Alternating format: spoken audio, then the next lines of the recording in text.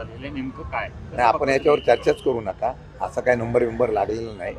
असं आहे की मी मागेही सांगितलं होतं की 5वी बहुमत घेण्याच्या हत्यापोटी स्वतःच्या पक्षापेक्षा बाहेरची लोक आणून पक्ष वाढवणं हा फुगा आहे. ज्यावेळेला सत्तांतर होईल, लोक उठाव करतील, त्यावेळेला हे सगळा फुगा फुटेल आणि परत ती संख्या भाजपची परत 2वर येऊ नये एवढीच मला चिंता भाजपची वाटते.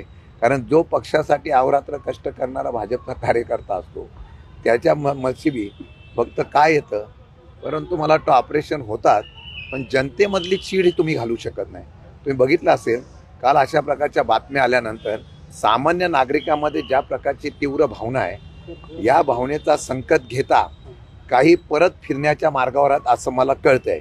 आज मी काय सांगू शकत नाही, तो त्यांचा निर्णय. परंतु आज जर बघितलं तर जनतेच्या मनामध्ये तीव्र प्रकारची नाराजीची भावना आहे.